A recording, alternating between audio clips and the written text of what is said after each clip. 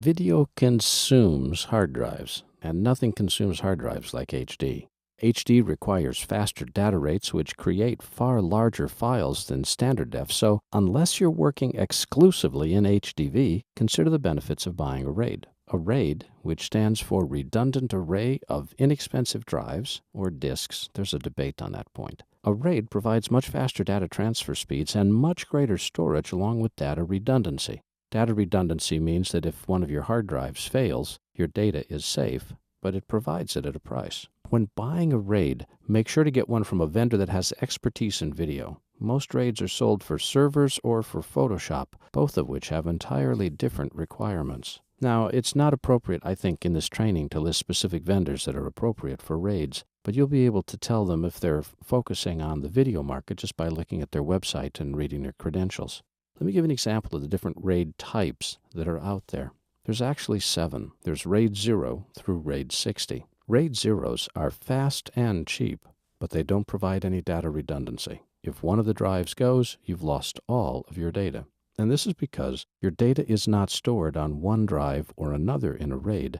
Pieces of your file are stored across all the drives. So you don't end up with a file on just drive 1 or a file on drive 2. The file is shared across all the drives. RAID 0s require a minimum of 2 drives. It's relatively inexpensive to put them together, and they are quick.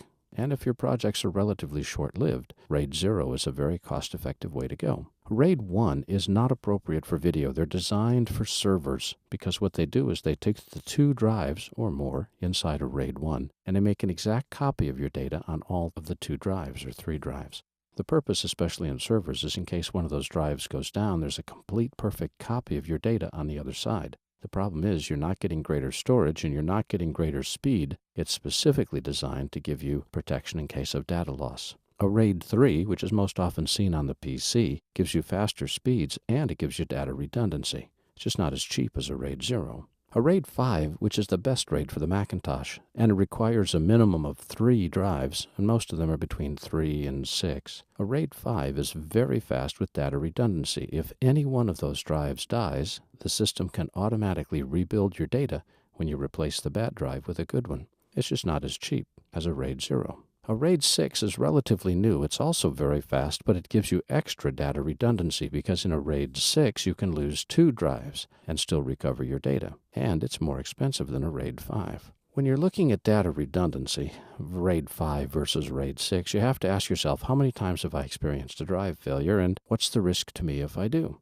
If I've got most of my projects stored on 1 or 2 tapes and my project lasts a week, for me, a RAID 0 is fine, because if I have to recapture, I'm not going to be investing that much time to recapture everything. If, on the other hand, I'm working on a feature film and I've got, say, a terabyte of storage and it's been captured over the course of 4 or 5 weeks, there redundancy is everything. I can't afford to go through recapturing all that media again. A RAID 5 or RAID 6 makes a lot of sense. The chances of 2 drives failing at the same time in a unit is pretty low. I'm not sure I'm completely convinced of the need for a RAID 6, but if you're one of these people that worries about that sort of thing, you can worry less with a RAID 6.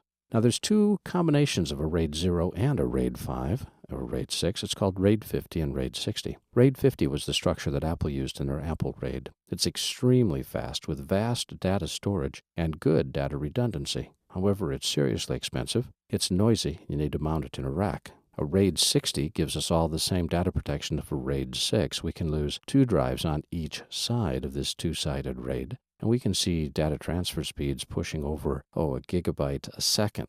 Massive.